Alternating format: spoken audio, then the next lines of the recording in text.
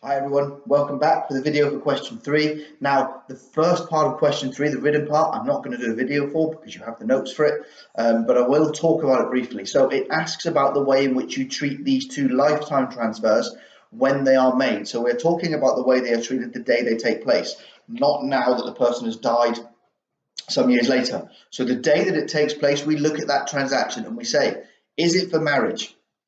Because that has a special exemption. No, it is not. Is it exempt from IHT? In other words, is it the gift of shares in a company which we also hold a controlling interest in? No, it is not. Is it a transfer from an individual to an individual? Yes, it is. Person to person, very straightforward. Now, these three things, not exempt, not for marriage, individual to individual, mean that we classify these transactions as a potentially exempt transfer, PET. So at that point, all that we know is they are potentially exempt. And if the person dies within 7 years, they become exempt. If the person lives for 7 years, if they die within 7 years, they become chargeable. If they live for 7 years, they become exempt. So at the day in which they take place, we use those three characteristics to decide, is it potentially exempt or is it chargeable at that point? They are both potentially exempt, which means we review if anything happens within the 7 years. Okay, so now we are told Dave dies. The most important part of this question is the fourth paragraph. Dave died on the 21st of March 2019. That becomes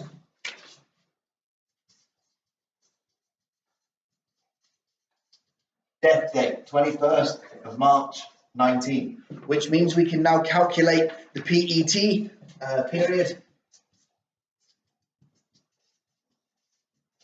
7 years, 21st of the 3rd, 12. So any potentially exempt transfer which took place after the 21st of March 2012 now goes from being potentially exempt to being chargeable. Any which took place before the 21st of March 2012 goes from being potentially exempt to being exempt. So the first thing we look at is the lifetime transfers. So the lifetime transfer of the house. 18th of November 2007. Before the 21st of March 12.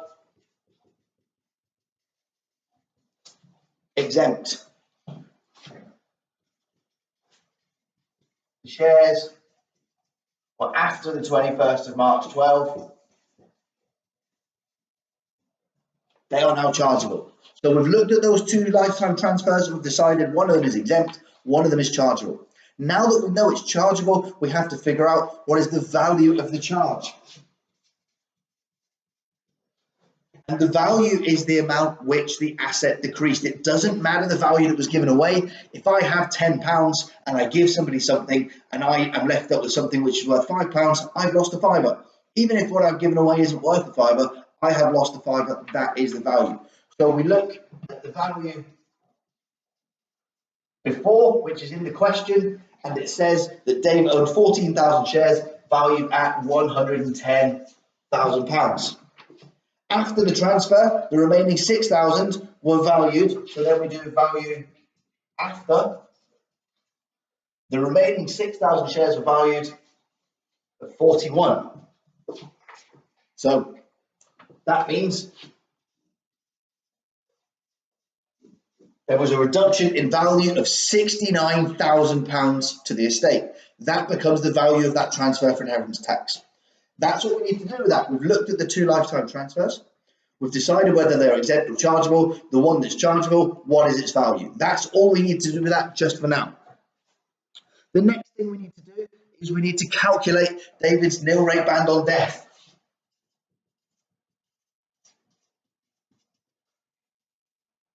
So the starting point for his nil rate band on death is his own allowance.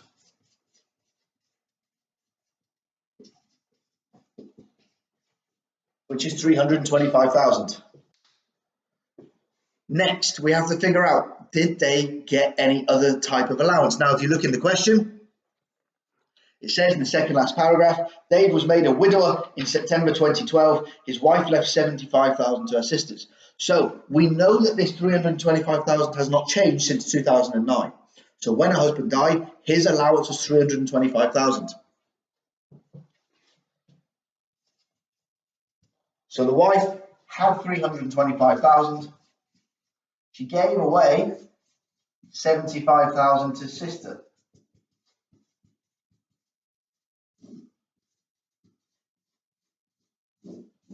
Which means when she died, she did not use £250,000 of her allowance. That transferred to Dave.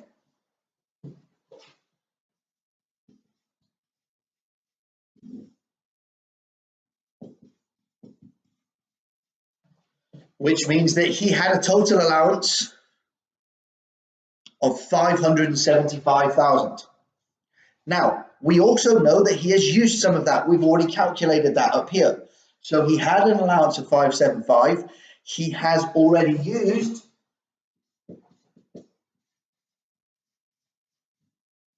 69,000 of it.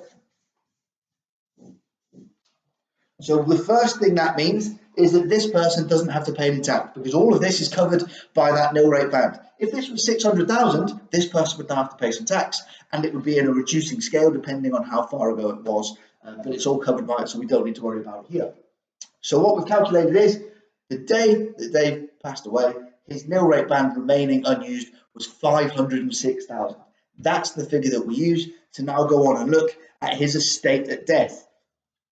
So let me just get me a bit. We can now go through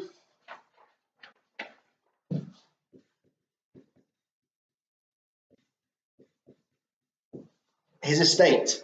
Now, in his assets, he has shares of 280,000. Life insurance, it says life assurance. I don't care who you are assured to die. Assured means it will happen, insured means just in case.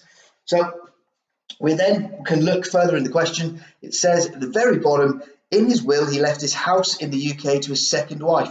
That means that is not part of the death estate. Anything that goes to spouse does not count. So the house is not part of this. I will leave it up to you whether you leave it off or whether you write house exempt. It does show it. There's nothing for it, but it just shows a bit more. And then the rest of them, the villa, 105,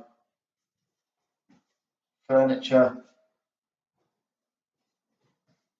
26, car, 15, and cash, 23. That is the assets on death, and if we top all of those up, his assets on death are 579,000. Now, if we remember right the way back in year one with Clive, who we now miss, taught you the accounting equation: assets minus liabilities equals capital, where on death, estate is assets minus liabilities equals estate. So whilst this is the assets, there is people who will have a claim on some of that. So we must reduce those as well. So we also have a list of liabilities. And there is a mortgage of 50,000, credit card of 6,000, tax, and we all know how important it is to pay your tax, 2750, gas of 500. Now, it also says the personal representatives of Dave's estate have paid funeral expenses of 2,500. Now, the regulation says reasonable funeral expenses. That is a very, very cheap funeral. I don't know who decides what's reasonable and what's not, but there you go.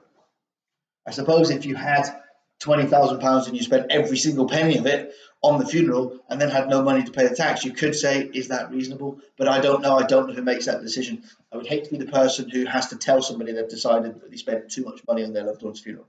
So this certainly is reasonable.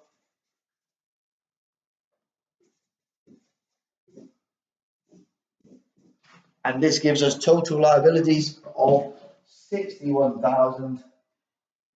750. Now we have all of the assets, all of the liabilities, we can get an estate figure,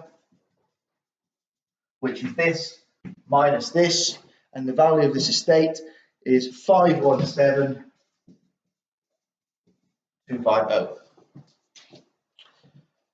This is the value of the estate. We've already calculated the nil rate band available.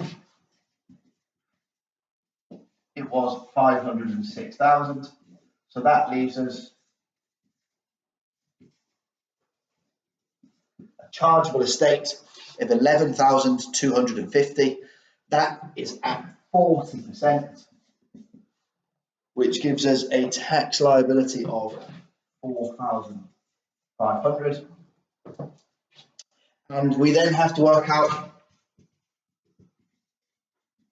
the estate rate, and the estate rate says what percentage is the tax of the estate. We know we've got a lot of it that's exempt, but what was the actual? So you do this figure divided by this figure times 100, and that gives us 0.87%. So someone could say, oh wow, I have to pay 4,500 in tax on inheritance that I made. Well, actually, that's less than 1% of the inheritance that you got. The inheritance was 517,000, and you've had to pay 4,500. Hardly unreasonable. Now the question goes about, how do they pay that? This cash would need to be used to settle these. Almost certainly the safest way for the children to do this would be to turn the insurance money over to the personal representative, and the insurance money and the cash would pay this, and this, and then they would get everything back, because they would not get everything until all of this and this is paid. So that's part B, which is worth, let me just check, 22 marks. The first part of going through, is it for marriage? Is it an exempt transfer? Is it individual to individual? Does that mean it's potentially exempt? What then happens after that? That is worth 8. So each of the chargeable lifetime transfers is worth 4. Talk about marriage, talk about exemption. I had to be careful what I did with my hand there. Talk about individual to individual, and then say this makes it PET. 4 marks. You do that twice, that's 8. This is 22. Now there is 3 marks available at the end. Let me get a different colour pen.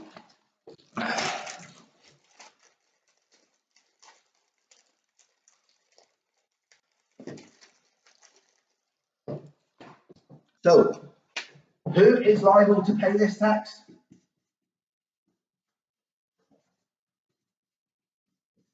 The personal representatives of the estate, or the executors, usually a solicitor or a family member that's put in charge of sorting all this out. They are the one that does it. They must make sure that this is paid and these are paid before these go anywhere. Next, when is it due? 6 months from end of death month.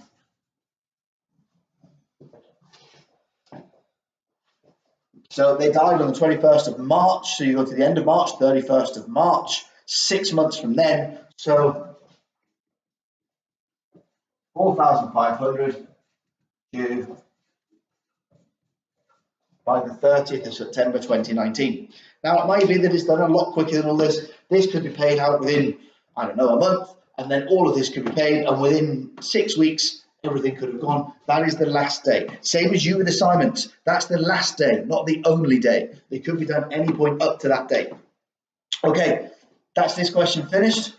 I'll see you again. I'll do question 4 in 2 separate bits because it's 2 separate topics, so that we can then look at director transactions and close companies. Close companies, I will not do a video of. You have plenty of information for that. You don't need to see me write it out because it's written anyway. Okay.